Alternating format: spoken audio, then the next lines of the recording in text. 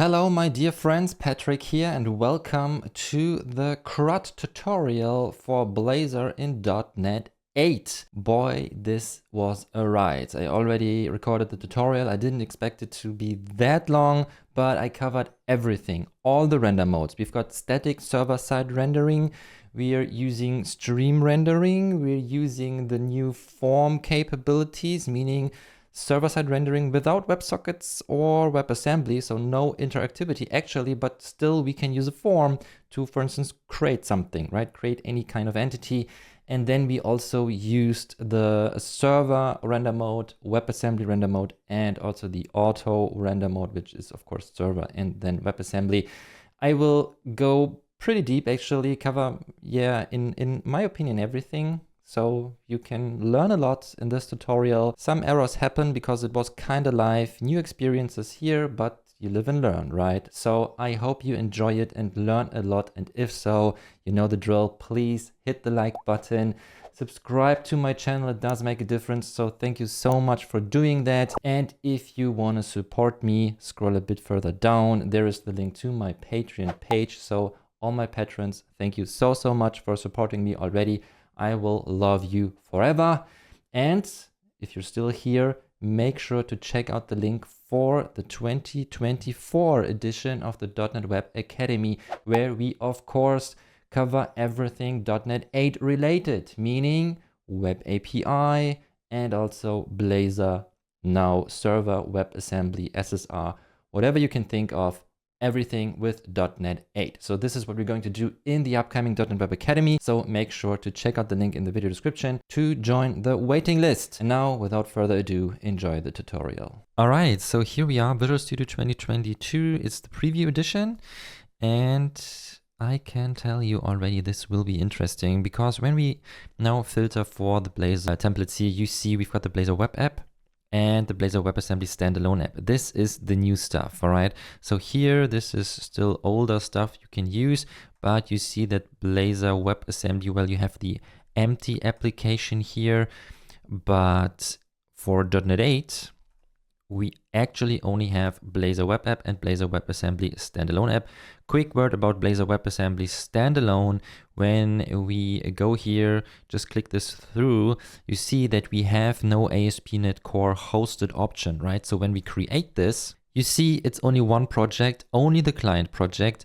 Big advantage is you can still use Azure Static Web Apps for that, for instance, to deploy this, but no web API in here. So this is somehow what you're used to when you're coming from the Blazor WebAssembly team, but the files have changed a little bit, structure changed a little bit, and you only have the client project here, so no web API. Of course, you can still build your or add your web API project here in the shared project, and then you have the architecture that you're probably already used to with .NET 7, for instance. But what I think Microsoft wants us to use is the new Blazor web app template, so let's just do that. And then I will show you all the render modes. So Blazor web app it is. And we call this now Blazor CRUD.NET 8. All right. Now I'm using here the preview edition or the RC2, release candidate 2. But in my experience, not a lot will change for the final release. So we can still use this version here. What we now see is that we've got authentication types, or actually one type that we can choose from. With that, we already get Razor components for identity. That's nice, but this is for another video. We configured this for HTTPS, standard stuff. And now comes the interesting stuff. And when you have a look here, I told you that already in a couple of videos, but let's just recap this real quick. So when you say interactivity type is none, then you've got server-side rendering, but not the Blazor server type with WebSockets. You've got static server-side rendering. So your result, your HTML, will be built on the server and the client gets then the finished HTML, the finished file, finished stuff. So no WebSocket connection and no WebAssembly downloaded to the client. But this is then different, of course, with interactivity type server, which is also called the render mode. You will see that when we use the attributes. And we also have the interactivity type or render mode WebAssembly, and then both, which is auto. Now this means this is the Blazor server stuff you know from .NET 7 and before. So here we will open a WebSocket connection that is active and you have interactivity, meaning when you click on a button, then something will probably happen. The server knows that you have clicked on that button. This will not work when you select none, because then you only have a static website. You can add as many buttons as you want, but no button will do anything except maybe a hover effect or click effect or something. WebAssembly, similar to server, you've got interactivity, but not with WebSockets. This time you're using, well, WebAssembly. So we have the code in essence downloaded to the client, and you can use your buttons, your forms, whatever you want to use, even when you're offline. All right, it still works. This is not the case with the WebSocket connection here. And auto now means that your interactive component or page will start using a WebSocket connection, but in the background, the Wasm files will be downloaded. And when you then visit this page again, this is important, when you, for instance, reload this page, then not while you're on that page for the very first time. There's not a switch happening from WebSocket to WebAssembly on the fly. This just means that the Wasm files will be downloaded in the background, and then when you visit this page again and your browser knows or sees, oh, we've got the Wasm files already, then this will be used instead of the WebSocket connection. Pretty nice stuff, actually, but let's just see how it works for our CRUD operation. Still, I want to select this thing here because with that, I get two projects. A Blazor server project in essence, which is also a web API if you want. All the API capabilities are there.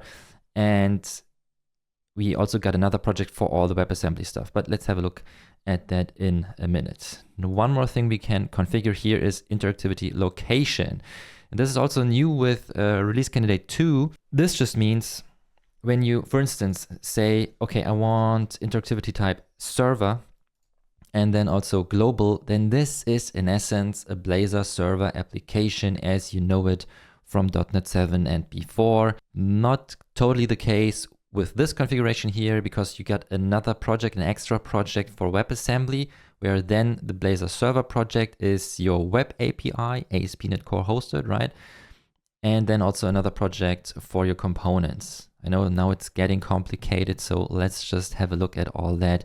And I hope that then everything becomes clearer. Now here include sample pages. This just means that you get the typical weather forecast, for instance, and the counter example.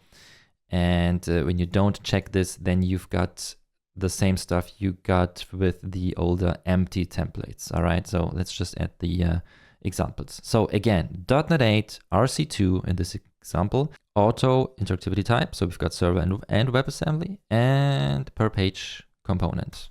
Let's hit create and then let's have a look. All right, we are already here. Real quick, the .NET Web Academy 2024 edition will be open for enrollment very soon.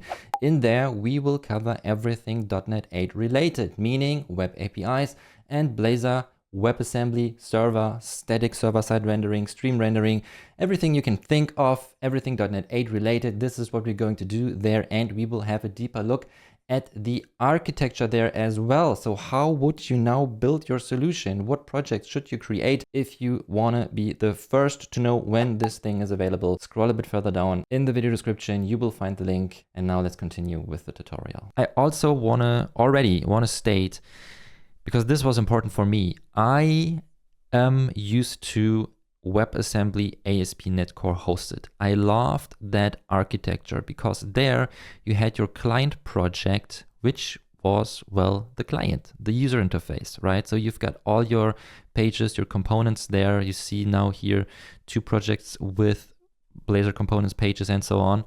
And then you also had your web API and the shared project. Awesome stuff, because this is what fascinated me when I saw Blazor WebAssembly for the very first time. You've got your client project, your server project, everything with .NET and C#, and also a shared project.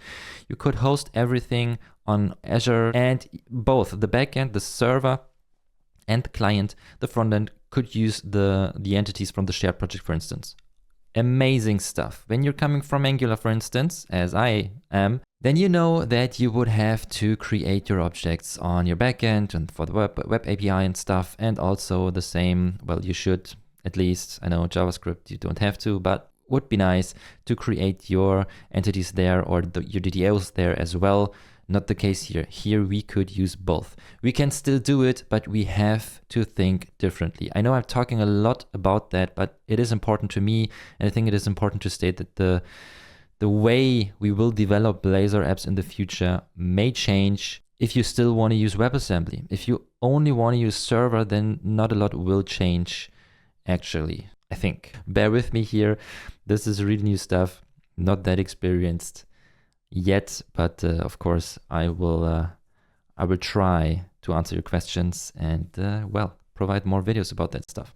Anyways, let's just run this and then we'll see what is actually going to happen in the browser. So there we are, and let's just open the console because this is important. We have to see what's going on there.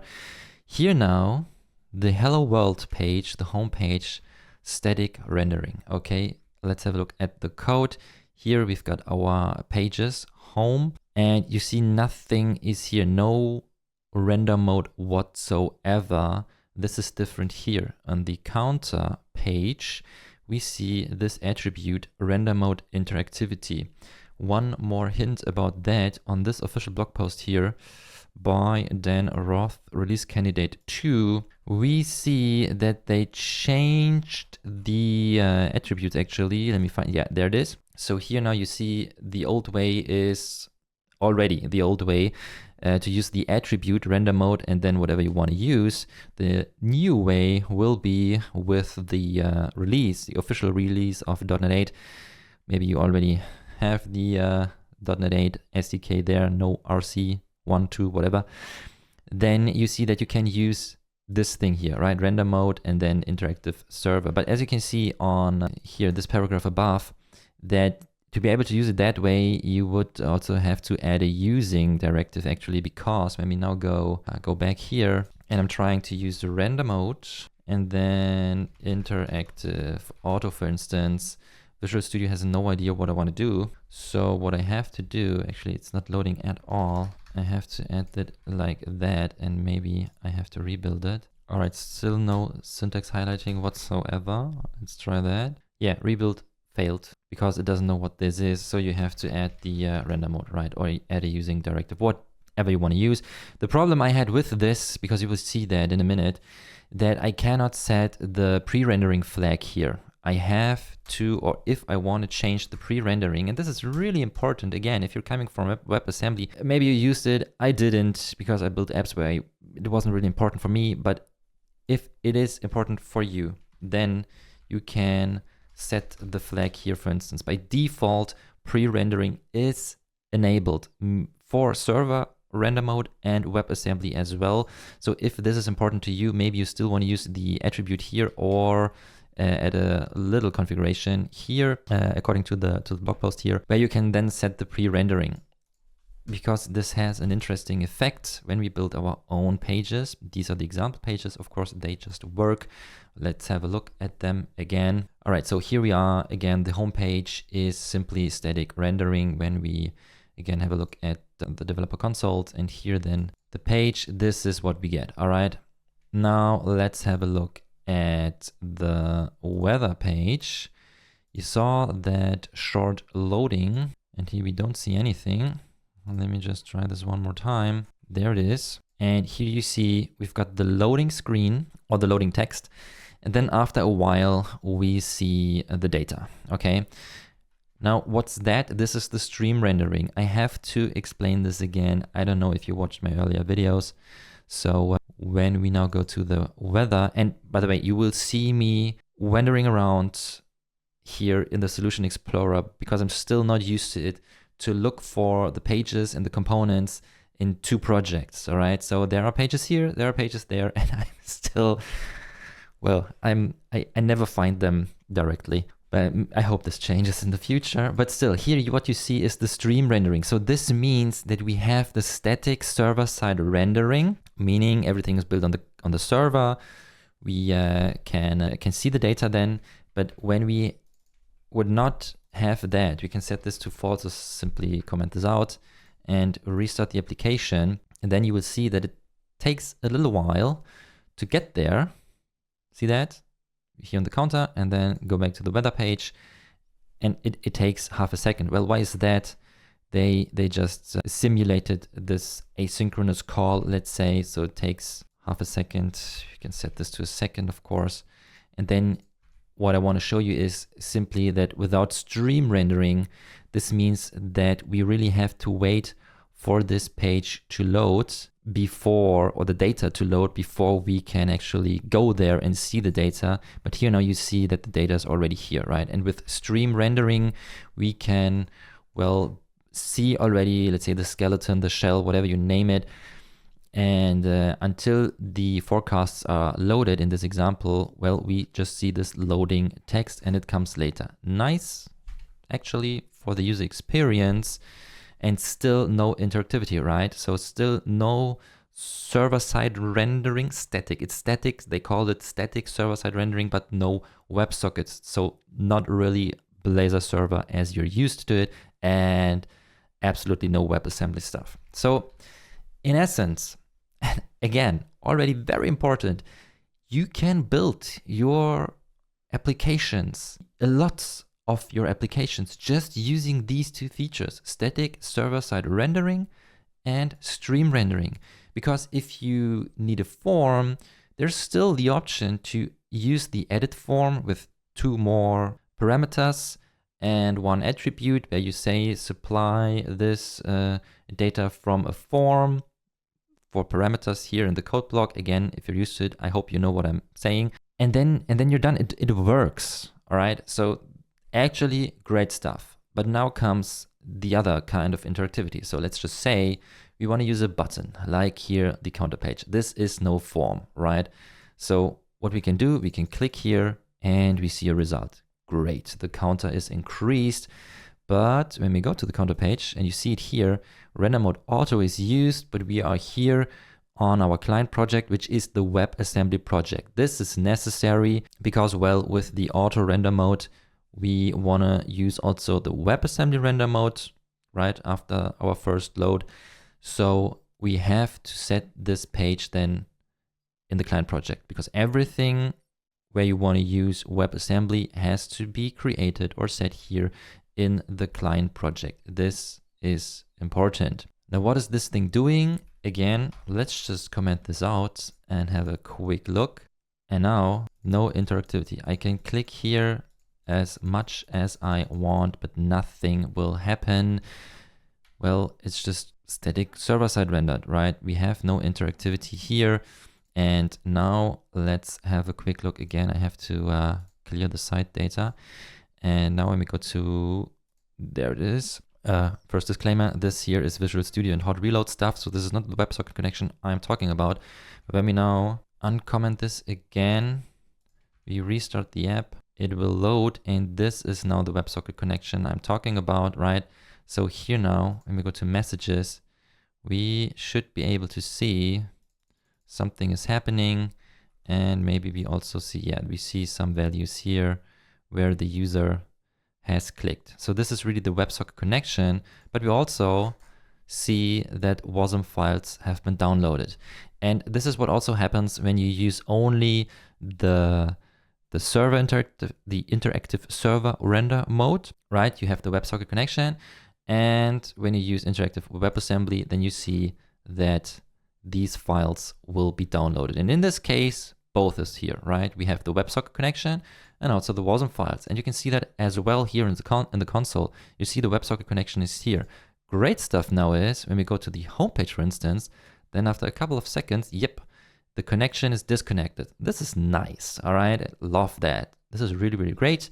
So no WebSocket connection here because we don't need it. Of course, this is different when you use the global render mode or the global interactivity. I'm, again, still not used to all these new terms, but I think you get what I mean here. And sorry that we haven't even started with all the CRUD operations, but I think it's important to, well, to try to understand this before we start with CRUD. And if you're already bored, check out the times codes below, because then, of course, you can jump to the chapter you want to see. Okay, so now we've got the WebSocket connection, but now the question is, again, we want to have a look here. And what happens now when I go back to server, not server, also not weather, just to counter? We don't see here that the WebSocket connection has been established, right? Same for the console, there is no new WebSocket connection. Again, we go here and back, nothing happens. And even when we reload the page now, we see only WebSocket, all right? So this means now this is happening on the client with the help of WebAssembly. Okay, so far so good. These are the render modes. You can set them globally, you can set them per page or component. And now let's try to create our CRUD application, our CRUD operations, again, you name it. So what I want to do is a really simple, really simple example. For that, let me just create one folder for our entities, and this will be simply one entity it is.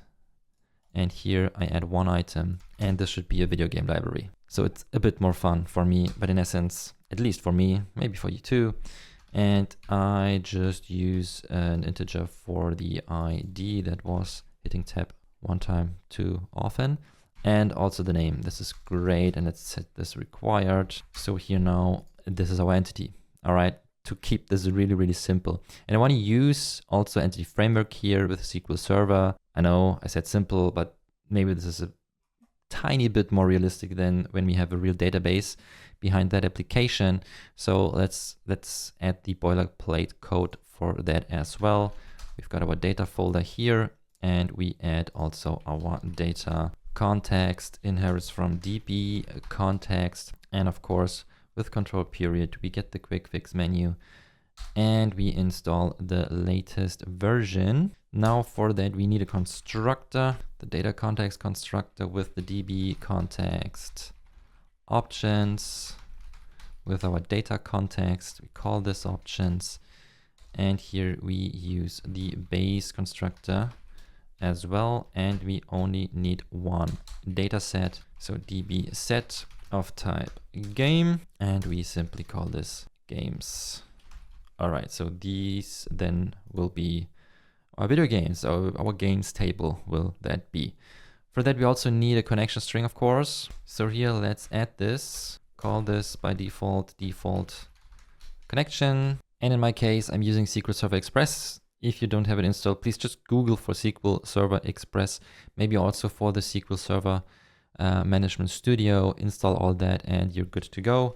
So here now, this shall be server SQL Express. Database name is my video game DB. We say trusted underscore connection is true, and trust server certificate is also true. Hope there's no typo, and this should be our default connection. Now here we set or register DB context. So we say builder services and DB context with our data context. And here we want to say, or here we say that we want to use SQL Server. All right. So here now, options, use SQL Server. We need a package for that as well. Well, let's install this manually then in a sec. But here now we say for configuration, get connection string, default connection. We add 2 parentheses, and then this is the only thing that's left. All right, now we need NuGet packages. And since I'm using the RC2 here, I was a bit confused because I haven't seen that here the official release has been installed from Entity Framework Core. So what I have to do, just in my case, and if you want to use a pre-release as well, oh, not for the solution, right click the server project, manage NuGet packages. And here now, check that, include pre-release. And first, let me have a look here. Entity Framework Core, we have to update this actually to then the RC2 version, because then we are able to also install the other version or the other packages rather. So here now, exactly first thing, Microsoft Entity Framework Core SQL Server. Let me make this a bit bigger. This is the one, this is the provider for SQL Server, if you want to use that. So let's just install this thing. We have it here. And also for the code first migrations that I want to use here, we need the design package. Accept that. All right. And now we have them here. Isn't that nice? Okay, so again, boilerplate stuff. And now we should be able, to add this using directive here to add this reference. All right, now the next thing we need, we have our packages here. We can double check here in the server project file. All right, the next thing is the .NET EF tools. So here now we can enter .NET tool install -- global. And again, this is just for Entity Framework and the code first migration stuff. And when I enter this, I see that it's already installed. Now in my case, I can just check with .NET EF and we see that I've got the RC2 version of .NET 8 installed. In your case, again, this might be different. So if you want to install it and you also want to use the RC2, then you set this to -- version, and then copy this, add this here. Again, I get this error, but what I can do is, of course, I can say, let me just uninstall this and install this thing back. I hope. No, it is already installed. Okay, wait a sec. Let me try it one more time. Oh, there was a typo, I guess. Uninstall. Yeah, now it's installed. Uninstalled and now installed. Sorry if it's a bit confusing. We have two little children at home. One of them is a 2-month young baby. So my nights are, well, different maybe. Okay, this is boilerplate stuff. Now migrations. We only want to have this game entity in our database. For that we can use code first migrations. And this is interesting. In this little example here, what I will do now, this is simple. We just run the migrations. We find data context here in this project, right? In the server project, we see the data context is registered here, the database context. We have the entity here. Everything's great. We will see that a migrations folder will be created here in the server project. But later, when and maybe you already had this question in your mind, if you also want to use the client here with this entity and services that we will create there, then we have to change this a little bit, because what if you want to add another entity, run the migration, but the entity then isn't in another project? Well, it is getting confusing. But again, once you get the hang of it, life's getting easier again, I guess. So where are we here? So now we have to go to the Blazor CRUD.NET 8 folder. And I think this is still not enough. We have to be here, correct. So this is the project with our entity, the data folder, and so on, where everything is registered. So now here we can say .NET EF migrations at should be initial. I think this also works. Anyways, so build is started, and after a couple of seconds, I hope, our build fails. So let's have a look. What the fuck? Okay, let's just try that one more time. Now I can say initial. Okay, maybe we should close the project first, or stop the projects rather. So now, for the third time, build succeeded. I hope this little errors help you in your developing process. Now here we've got our migrations folder. All right, so here it is, and we see, I think you know this already. If not, I'm happy to help. But if you know that, of course, feel free to skip this part of the video. We will create a table called games, and only with an ID and a name. And in the down method, that would be the rollback case of this migration. We would just drop this table. So now we can say .NET EF database update. Yes, it's update the command, even if the database does not exist yet. We want to use the update command. And as you can see here now, we see that the database and the table will be created. I already opened the Management Studio. Let me just refresh everything. Ignore the other databases, please. Stuff from the .NET Web Academy and so on. But this is now the video game DB with our beautiful games table And here we can see that there's not a lot to see yet. ID and name. Great. So again, boilerplate stuff. We are, I think, already 40 minutes in, something like that. And we haven't even wrote our first CRUD command. Okay, so here, or the operation rather. What I now want to do, I want to create a service that will use the DB context, the data context, and then the first thing would be to get the games, right? Just read them. For that, I create another folder and I say services. Let's create an interface first for that.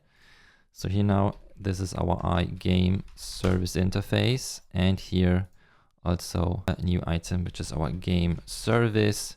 This thing implements the iGame service, and we can already register this thing. So here in the program CS, we say builder services add scoped game service. That's the one. And we use the implementation class game service. And this, my friends, will come in very, very handy when we also want to use some of the CRUD operations on the client, but more about that in a couple of minutes. So here now, I'm talking about dependency injection. We will write another implementation class for the iGame service interface. Spoiler alert, sorry about that. So now here, let's just create one method, and this shall be returning task list game. All right, and here we call this get all games. And now here we implement that, and we need again our data context. So private read only data context.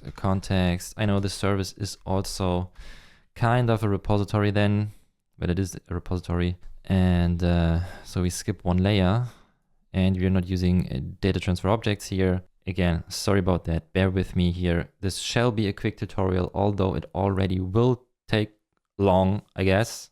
But everything is new here, right? So we should take the time to learn something new. Also some fun sometimes to learn some new stuff. Okay, so get all games. And here what you want to do is just access our context, say games, and we just want all of them and turn them into a list, async. All right, so here now, don't forget the await keyword, async task. All right. And these are actually our games. So var games is this. And now here we return almost our games. Okay, so this is now the method. All right. And now we build a page for that. So here under pages, we add a new eraser component, and we call this, let's say this is now our game list component. This is a page. So now we say page games, for instance. And what we can already do is we are on the server, right? You see, this is the difference to WebAssembly. Again, I'm coming from WebAssembly. So here now we do not have to inject the HTTP client. We don't make a web service call. In essence, we just use our service directly. I know if you're from Blazor, from the Blazor server team, then you're thinking, what the hell is he talking about? It's so simple, right? But well, not for everyone. So inject iGame service, game service, and we need a using directive for that, and I don't like them here in my components, so let's just add them here in the imports file. And now, yep, there it is. We have games. So here now we have a list of a game. Again, this is something else we can use. Imports, there it is. And here now, these are our games. New list of game. Okay. And now on initialization of this component, I wanna get them all. So here now, protected override on initialized async. We just say our games is now await. Okay, that's new. The Visual Studio is jumping here. When I just write await, it adds the async keyword, but it is jumping to the return type. All right. Await game service get all games. Isn't that nice? Now it's getting interesting. So here now I say if, let's say, let me think about that. If the games, make it a bit differently. So what we can do is also, we just say this is null by default if games is null, because there's an issue I want to show you. Games are null. So now we just show again a loading text. All right. Else if games count is 0, in that case we say no games found. All right. And in the other case, we just say we add an unordered list, and for each game in our games list now, we just, not span in this case, it's a list item with the game name. All right, again, I hope simple stuff. Looks great, right? So let's have a look. Wait, one more thing. We need the, well, we don't need it, but let's have a look at the nav menu now in the components layout folder. And here we add another menu entry for, one more sec, href is then games. Unfortunately, the, or I'm not really sure how they added the bootstrap icons here, because when I run this, I don't see the icon there. But we can add an SVG here. Let me do that real quick. See that? We can go to icons. For instance, we can search for controller. D-pad also looks nice, and here's the SVG. So let me just copy that back to Visual Studio, and here now we just paste this here, save it, restart the app. There it is, and we have our beautiful icon here. Okay, let's just go there, and it takes, you don't really see this, right? It takes a while, but let me show you what's going on here. So we go now again to our service, and similar to the weather example here, we can actually just copy that. All right, and put this here. Let's just simulate a delay. So many games, it takes 1 second to load them. So now let's open the console again, and let's just see what's happening here. Weather is one thing, all right? And now let's go to game. I'm clicking now. Takes a second before we get there. This sucks, right? Okay, bear with me here. This is static server-side rendering. We have the exact same scenario here. So we can now activate StreamRendering for our game lists. I'm really not used to it still. Game list, there it is. And now activate StreamRendering. See that? We see the loading text. That's nice, right? This is different now, right? Here's the weather, here's the counter, go to games. We come to the page directly, we see the loading text, and then no games found. Now let's add a game in the database. For instance, playing that now, so, all right. And now, counter, games, loading, Cyberpunk 2077. Isn't it nice? So again, static server-side rendering with StreamRendering activated, still no Blazor server or WebAssembly interactivity, okay? But this is coming next. Now we want to add a button that navigates us to another page. And to be able to click that button, we need interactivity. And this is getting interesting. So the first thing, let's just add a button to create or to navigate to a page that enables us to create a new game. All right. So again, we add a new page, raise a component, and let's just call this edit, because we will also use that to edit or update a game. And now here we say page, edit game, like that. And let me add another route here already with a parameter, integer ID. And this is important. You have to set this to integer here, because by default this will be a string. This leads to an error because our ID is of type integer. So you have to specify this constraint. The ID will be an integer. Edit game does not exist in Visual Studio like that. So maybe now he, she, it is more happy now. Okay, that's nice, but let's just implement the create case. So create a game. For that we need, well, the game here, right? So the game that we want to create. So this is our new game then. New game with the name string empty by default, let's say. And now we can already continue with the edit form. So the edit form, for those who don't know, this is the typical built-in component of Blazor that is used to, well, build a form and do whatever you want with that form. Create stuff, update stuff, maybe even delete stuff. We need a model for that edit form so it knows what's going on here and what we want to change, for instance. And we can add also a submit method, also on valid submit. If you want to add validation, for instance, you have to set a name and can display then an error message, all that stuff that we can do in other videos, of course, in the .NET Web Academy and so on. But for here now, let's try to keep this simple because I have a feeling that this tutorial will be very, very long. I haven't planned this. This is kind of live, really. So we just add a label here for the name.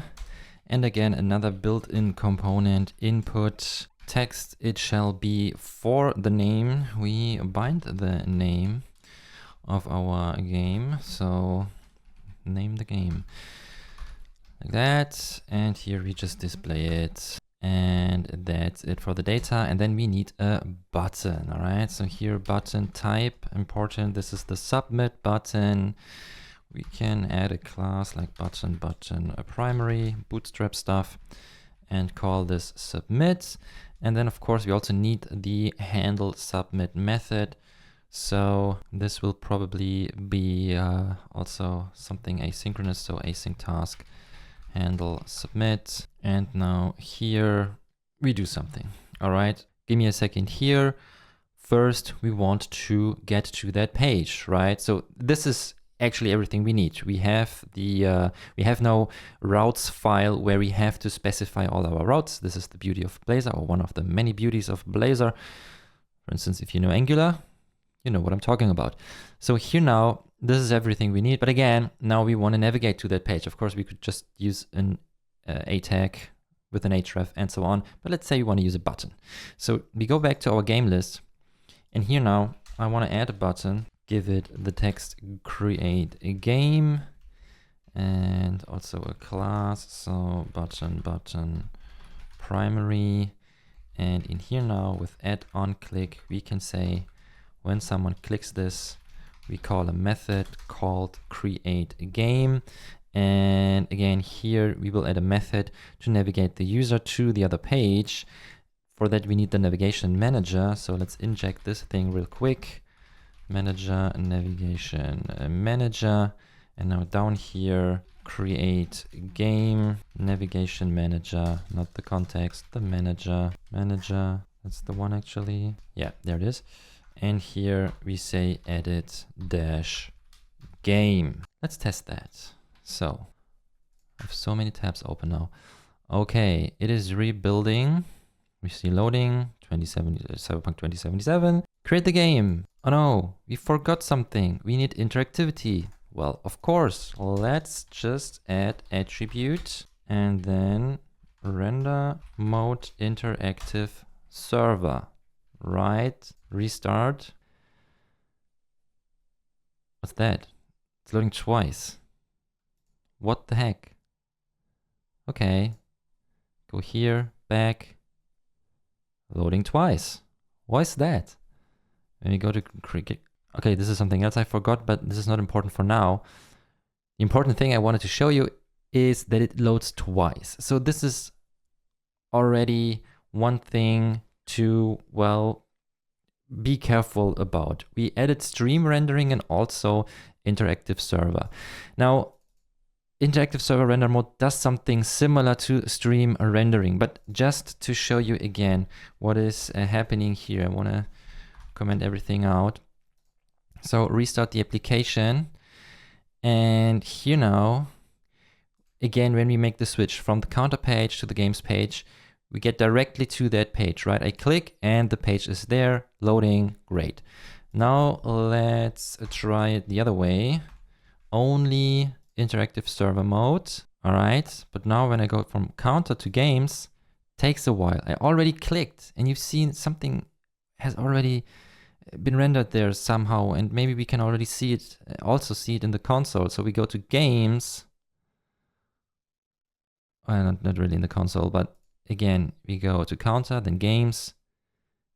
There's some flickering, something is happening there, and I'm not sure what is happening there, but I can tell you that what I do know, thanks to the Twitter community really, or X community, sorry, pre-rendering is enabled by default. All right, so what you have to do, if you don't want that flicker and only want to use interactive server, maybe together with stream rendering, then what you can do is something like that. With that, we disable pre-rendering just for that component, and you see no flicker anymore. We can get directly to that page. It is loading. So this is the stream rendering action, and then comes the interactive server stuff. What I'm not sure about is why we also see the, oh, that's because of the counter, sorry. Maybe I should choose the home page for the switch.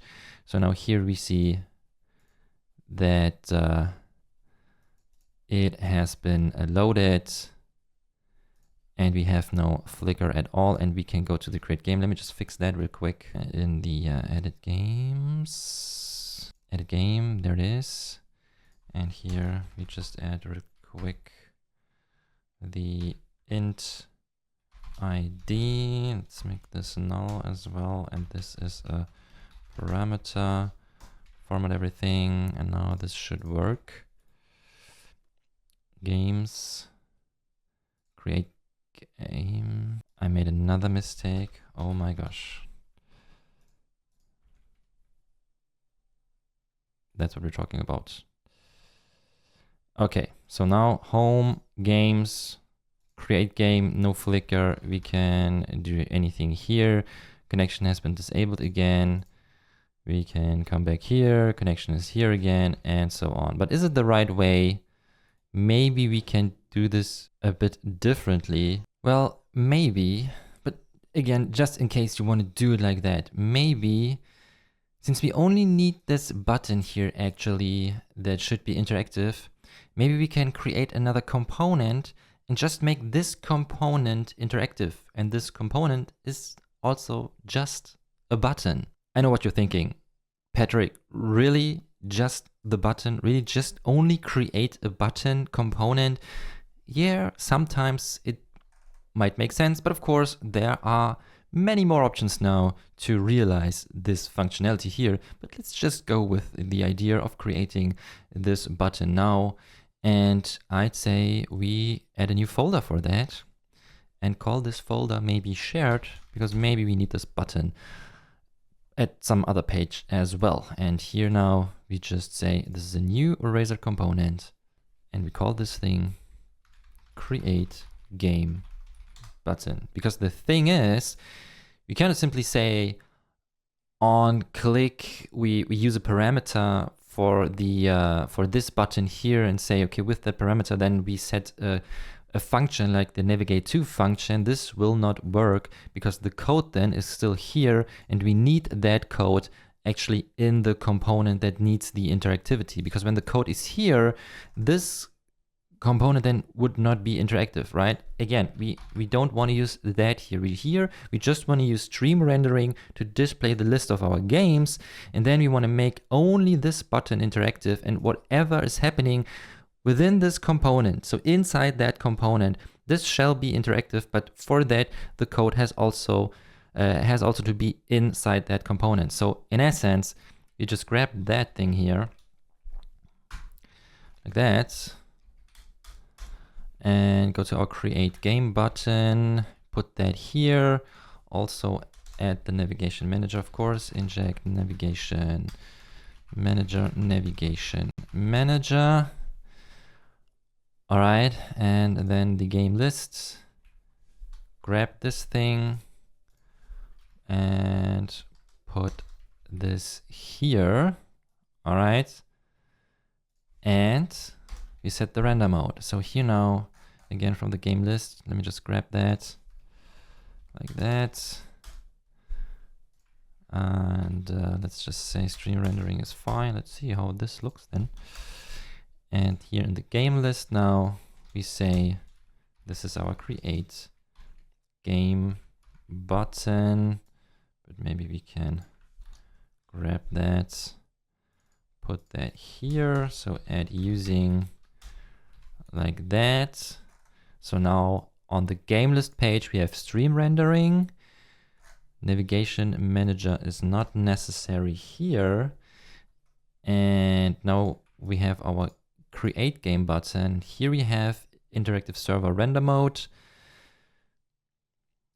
That should just navigate us to the edit game page. Let's see if this works. Okay, I think that's it. Let me go to the home page, reload, go to games. Okay, we have a WebSocket connection now here. Create game, we get here, and we see we get to the page directly, and then after a couple of, well, 2 seconds, 1 second, whatever it was, we see the list of the games. Okay, so far, one way to do it. Again, there are so many ways to do that. Okay, now CRUD, meaning create. We have the read for all the games and now creating a game. Let's now say maybe we don't want to create a game here on the server because we've already seen this actually works. Here on our game list page, we see we can inject our game service and call the get all games method. But now we need another method to create a game, and maybe this is an opportunity to use that or do that on the client. So how would we do that? First, we have to add something to our server, right? To our service, that's the one. So here now, another method returning the new game, and call this add game, because we're not really creating a game, we're adding a game. All right, so here, let's implement that method as well. And simply say context games add game, and then await. No, it's not jumping to the return type. That was interesting. And here we return the new game, because with that, when we save that, this thing here gets an ID, because SQL Server will create, or Entity Framework, is it SQL Server? It's SQL Server, right? Yeah, SQL Server is creating an ID automatically for our new entity. And with that, then we get this ID. So when we return that thing, we have the name of the game and also the ID. Beautiful stuff. So we could simply do that on the server. For instance, here now, we just say, again, we inject game service, and say, wait, game service, add game. All right. Now, the thing is, again, no interactivity here. So even when we have implemented all that, we can go to games, or maybe here also, go to games, loading, create a game. And now let's just say The Last of Us, submit. It's telling us the post request doesn't specify which form is being submitted. Ensure form elements have a form name attribute with any unique value or pass a form name parameter if using edit form. Okay, so this is something new, right? So before we jump to WebAssembly or adding interactivity here, maybe we can do something else. So a form name, let's say form name is here, well, edit game. And then we also need this thing here, and we can add another attribute, supply parameter from form. Okay, let's save that and try that one more time. Nope, it's not working. What's that? This has to be, yeah, of course, this is a parameter, right? So this also has to be a property now. So let's make this a property real quick.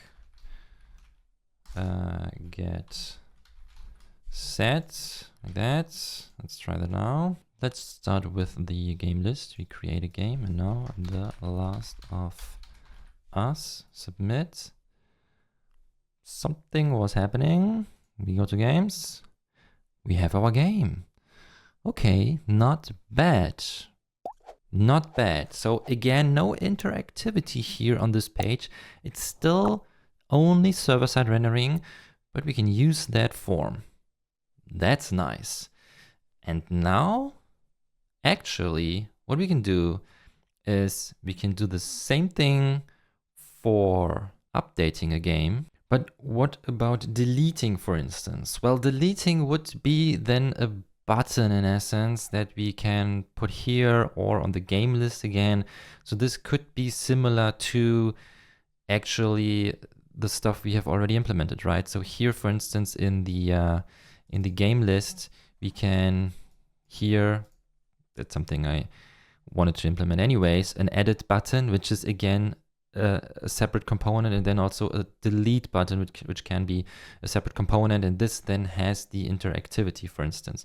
Well, the edit button can also be a link, but the delete button really has to make, let's say, a call to a service then, and the service then grabs the ID and deletes the game then on the database. Well, again, so many options, so many possibilities.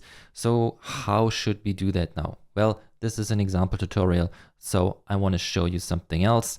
Again, we go to edit game. We see this form works, but now let's forget the new form with server-side rendering, although it is great that it works that way, right? Again, I have to repeat that this is server-side rendering with a form enabled, so we kind of have interactivity without WebSockets and without WebAssembly. Actually great stuff. But now let's say we want to use that on the client. We want to download this form and enable the user to use that form on the client when the user is offline. For instance, maybe we, well, it's a big form where the user enters lots and lots of stuff, and then we want to make use of the local storage as well to store that maybe temporarily. And well, for that we need WebAssembly, right? So how would that work? Well, Microsoft said we can simply use attribute and then render mode interactive WebAssembly. All right, almost like that. Let's save that now and have a look. It's loading, create game. Okay, this does not work. Couldn't be found in the assembly, Blazor CRUD.NET 8. Yeah, of course, because maybe you paid attention at the beginning and you haven't skipped the video, right? When we now want to use that on the client, we have to move the whole component or page to the client as well. So what we have to do is we just move it almost here, down here. Now we've got edit game on the client and we can actually remove that. To be able to make this work, we have to pay attention to the program CS here, because it says regarding the services, add Razor components, all right, then interactive server components and also interactive WebAssembly components. This is in essence the important stuff when you're starting with the auto interactive render mode template option. It adds these two lines, right? Server interactivity is this line, WebAssembly this line, and also down here, this is also important, server render mode, interactive WebAssembly server mode, and you need the assembly from the client project, and this is just one way to do it. You just get the assembly with the help of the counter. So when you remove that, I think you have to pay attention then that this still works. You don't have to do that for every component or every page. You just need the assembly once, and this is just one way to get the assembly of the client project. So now we have this here on the client, but you see already, wait a second, there's a problem here. We want to use that service, we want to use that entity. So what can we do? Well, actually, can we, no, we cannot really reference the project now, right? Because here you see that the client project is referenced. When we now try to do it the other way, this cannot work, right? Let me just add a project reference here. This is the server project. No, of course it doesn't, because then we would have a circular dependency. Does not work. So what do we have to do? Oh gee, I implemented so much stuff. Now I have to grab everything, the entities, the services, maybe even data context and stuff, and put that in a separate project. And when you see that, then you see, again, when you're coming from the WebAssembly world, it's pretty much the same thing, right? The Blazor server project then is the web API. The client project is our Blazor WebAssembly client. And then we add a class library for all the shared stuff. Well, it's almost the same. Not really, but let's just continue here. we add one project. And I really wasn't thinking that this tutorial is getting that long. A class library, and again, bear with me here regarding the architecture, we can do that way better. And I think I will also make a video about architecture now because it's really getting interesting with the new Blazor web app template. But for now, let's just create a shared project, all right? I called it Blazor CRUD.net 8 and now shared, okay? You could, of course, also add a domain project using a layered architecture, then maybe a data access layer, business logic layer for the service, and so on. Or maybe even use clean architecture. Tell me in the comments, what do you want to see? I am happy to create it. Then we have the persistence layer, the infrastructure, and so on. But for now, let's just use this shared stuff. We remove our example class, and now, oh my gosh, we need the services. So let's put them there and delete them here. So we have to change the usings or the namespaces. We need the entity. Let me just close that. Data is something we need. We also need the entity, and that's what I was talking about. Entity here. Migrations is now also very interesting because we register the data context here, but the entity and the DB context is here in the shared project. So you have to pay attention then when you use entity framework with code first migrations. The easiest way to do it is you go to the shared folder and then set the startup project, right? So for instance, if you do it like that and see the help command, then you have also this attribute, this option here. And with that, then you can set the startup project. So you just do the same thing. You say migrations add initial, for instance, but then set startup project is this thing. So you really have to navigate then to this folder, but you are set, you run this command in the shared folder, then this should work. Anyway, so here we have now our components still in the server project. Create game button, great stuff. And the migrations as well. But now here, what we actually need is the data context here, the game here, the entity and the services. Again, you can even separate the concerns even further so that you would have, again, a project for just the data context, for the entities, for the services. But for now, I think for this tutorial, it's already long enough. So here now we have to change that. Let me fix the namespaces first. So now this is shared. So this has to be correct, right? So let's make this correct here, shared, and here as well. This should be that, and here as well. Nope, that was not the correct one. That's the one. But as you can see here, we have to also install the package. Yep, that's the one. Okay, so here now the entity and also the service. Wait a sec. That's the namespace for that. Okay, so this should be set. And now let's have a look here in the program, CS shared. Okay, of course we have to reference this, but the client needs it as well. So maybe we can add the dependency here, add project reference, shared folder. All right. And with that then, not sure about this. What's going on here? Shared data, yep. Okay, we've got our service. This is correct. And now regarding the dependencies, you can see that we've got the shared project reference here in the client project, all right? And with that then, since the service references the client project, we also have the shared project referenced. Okay, so now this should at least build, right? Let me just rebuild the solution. Well, I already see an error here. Yep, there was something missing. Okay, and now let's try that one more time. Okay, the game service. Game service. So now here we are. Yeah, of course. We need this thing here now in our usings, and also the entities. Entity should be called entities, right?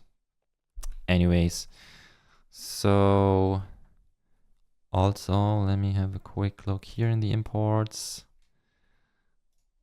This should actually also be shared, and here as well. Okay, let's have another look. Well, there's a lot to think about. Okay, now these are the migration files. Shared. Okay, at least it's building now. Can we run it? Yep, it also runs. So now let's go back to the home page. We moved everything. We go to games. Okay, still works. Now create game. Disconnect. Oh, still not working. One or more errors. Game service. We don't have a game service. Yeah, now this is getting really interesting, because when we have a look here, well, at first one might assume, okay, so now we have the option to use the render modes whenever we want them to use, right? So meaning when I want to use WebAssembly here, I can just use WebAssembly and everything just works, right? Well, not really. This is the client. When you have a look here at the frameworks, you see Microsoft.net, well, it's Microsoft.netcore.app. When you have a look here, frameworks, we have the same one, but also ASP.NET Core. So again, this means this thing has all the web API capabilities. We are on the server here. Now this service uses the data context, and this cannot work on the client. This only works on the server. So what can we do here? Well, in the end, this means that still, of course, with the new Blazor, I'm calling it new Blazor because we're not allowed to say Blazor United anymore, because it's not called Blazor United. Let's just say .NET 8 Blazor. And the WebAssembly render mode, we still have to make an API call, right? So in essence, the same we had with .NET 7 and before. So now when you really want to mix that stuff, you can use the service directly in a component that is placed on the server and uses the server interactive mode. But if you want to use the WebAssembly render mode, you still need an API call. So how the heck are we implementing this? Well, I told you that already, and that's the reason why this is a web API here, this project. So what we can do is we can simply say add a new folder, call this folder controllers, and here now we add a new API controller. So API controller, standard stuff. This is now our game controller. And in here we add our constructor, and we add our game service. So game service, almost like that. We create and assign the field at the underscore here, and then we add an endpoint to create a game. Okay, so that should be HTTP post public async task action result game. We need the entity, add games, and then again, did not add a DTO here just for this tutorial. It is long enough.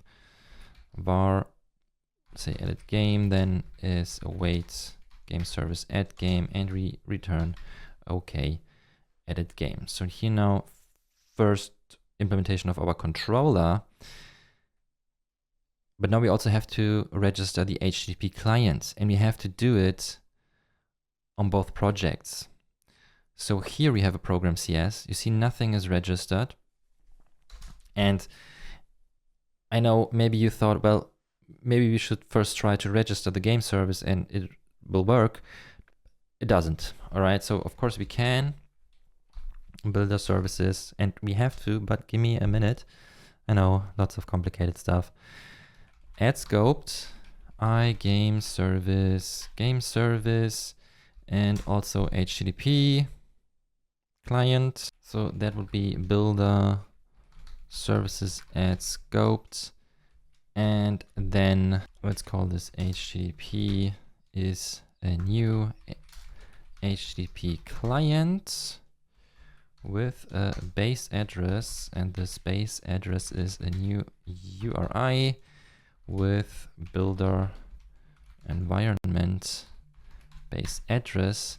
And we have to do almost the same stuff on the server. So actually, maybe we can just copy that, go up to here.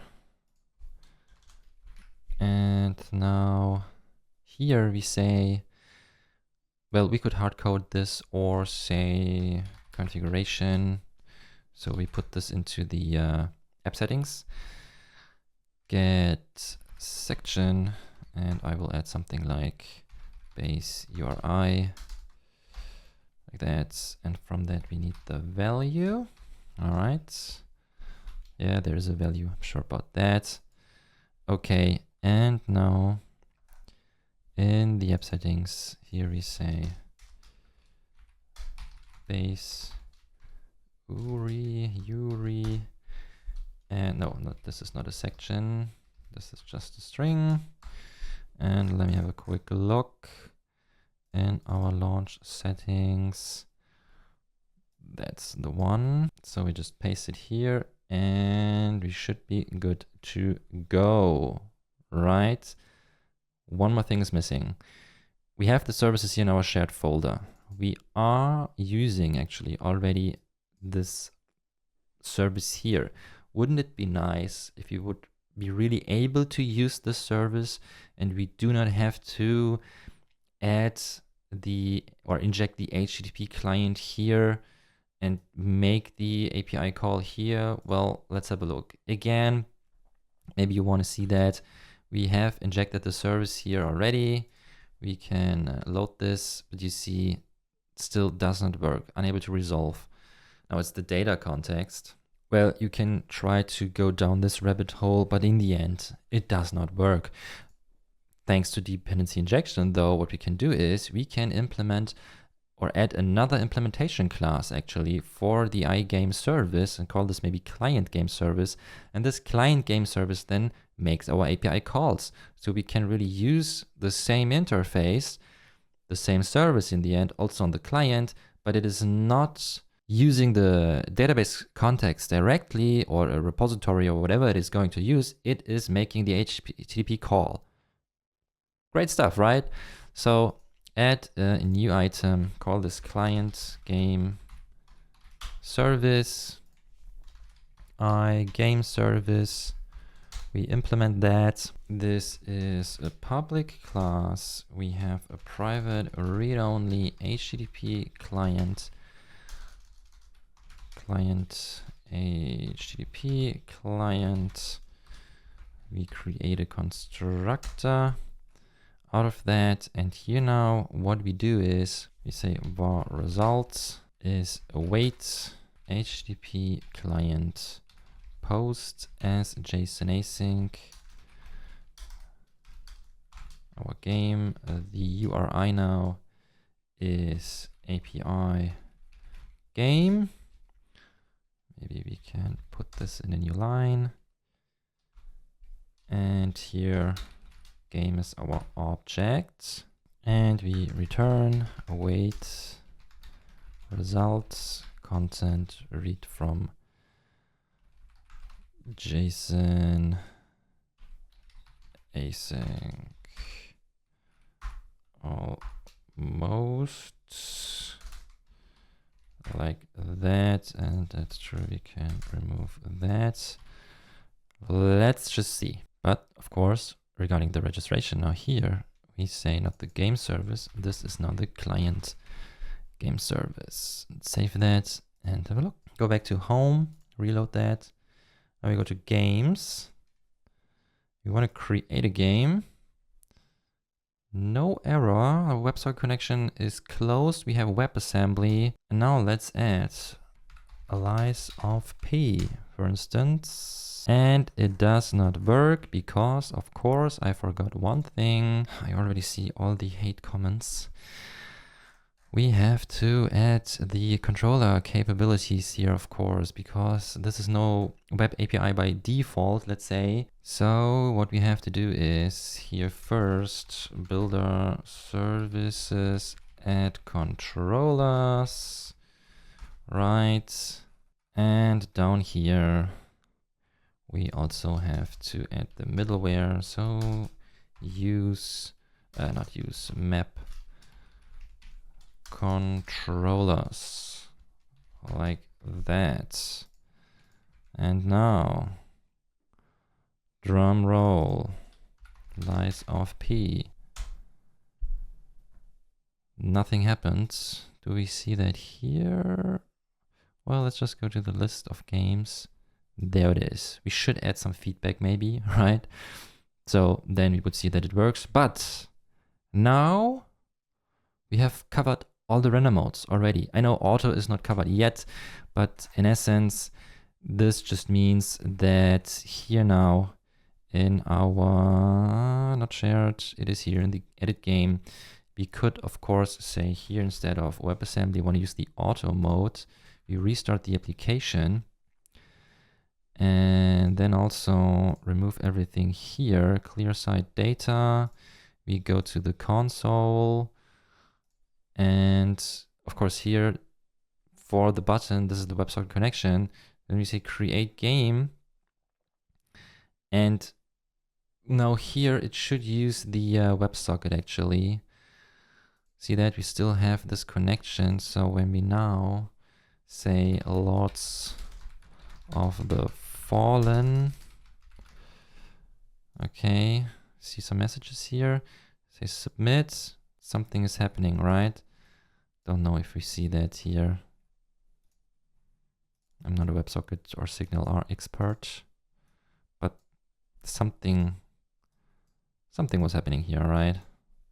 Anyways, so now we see this game here as well.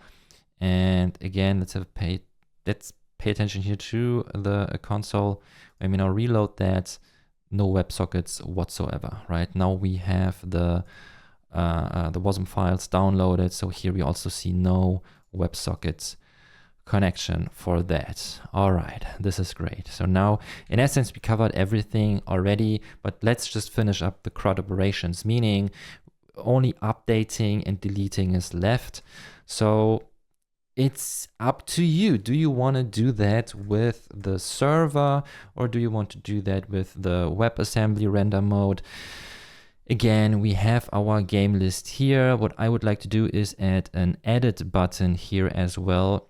So similar to that stuff, maybe we can just copy and paste this here. And this is now an edit game button. So let's continue with the editing or updating of a game. And now here we just say edit game. Method is called, oh, actually we need an ID. So this is going to be interesting. So let's add a parameter here. Int ID. This is a parameter. And here now we say edit game. It's that method here, edit game. Well, you can do it like that then actually.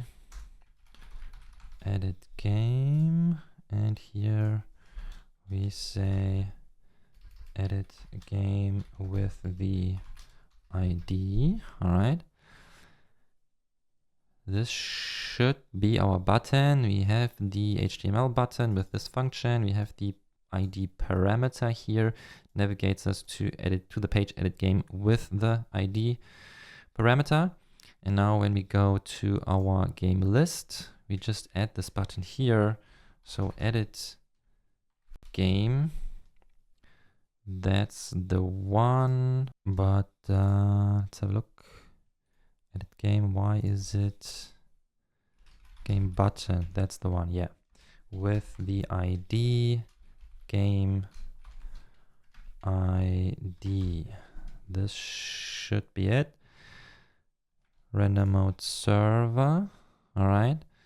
And now, since we are here already on the client game service, edit game, we need to implement also the API call again, and well, just grab the ID, right? So we have it already here in our route, and here's the corresponding parameter. Now what we can do is we can check if the ID is null, then we display this title here. But otherwise, we say this is edit, and then we have a game. We should have a game, because on when the parameters have been set, then I just say game name. All right. So this would then be our header. Okay. And here now, let's say protected override on parameter set async. We say, well, it could be the case that the game does not exist, but let's just say game is now game service. Actually get game by ID. Do not have this method yet, but let's implement it real quick. So here now, task game, get game by ID, int ID, and now we have to implement it here as well. So here this should simply be return await context games find async, and then simply the ID. Yes, could be null, but again, don't care for now. And now regarding the client, similar stuff. Here now we say get game by ID. We say bar results is await HTTP client get from JSON async, and this is now API game, but we need the ID. So ID here. This is the ID then. All right, and this should be a game like that, and we return the results like that. Okay, and now here we say await async and turn the ID into an integer. Okay, I'm sure I forgot something. Just want to check if we get the game with the title. So now here we go to games. We see our beautiful buttons here. Edit game. We see Cyberpunk. Again, let's have a look at the console and just refresh this thing and go to, oh, we already have an error. That's nice. Because, yeah, controller. Yeah, we have, of course, we have to add the endpoint here as well. So many stuff to think about now. HTTP get. Well, I think when we're used to it, then it's okay. Get game by ID. Int game, not game, ID. Get game by ID. ID. And this is just the game, right? So one more time. Yes, now we get the game. Okay, so Last of Us, games, edit game, and it's every time it's disconnecting the WebSocket. Okay, interesting stuff, really. So now we can well, get our game, and now we need the updating, the editing. So here we need another method first to edit the game. task and maybe also the ID. And let's also already implement deleting. So here now I just say maybe return a Boolean value, delete game with the ID. And now let's implement that. Now first the server service. So here now delete would be first var db game async. If db game is not null, then we say context remove db game and await context save changes async, return true, else we return false. And now updating, where is it? Delete, edit game, same stuff in the beginning. We say this, and then here we say, well, if the db game is not null, then we say simply the db game name is now the game name. This is the updated game. All right. And then again, await context save change async, and we return the new db game. And if it is null, then we again just throw a new exception with game not found. Something like that. And now here regarding the client, and we have to also add the endpoints, of course. Now here, that would be our result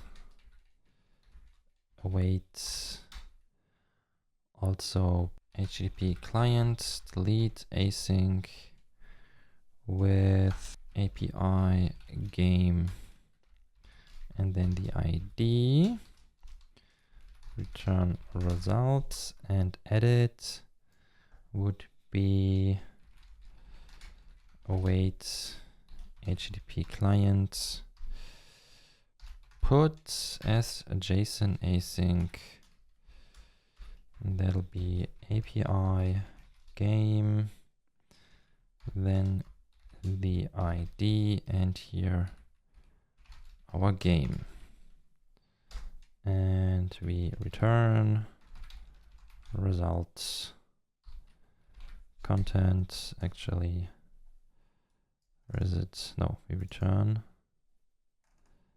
there it is, this stuff, and here, yeah. All right, now the endpoints. Game controller, we have a post, we also have a put.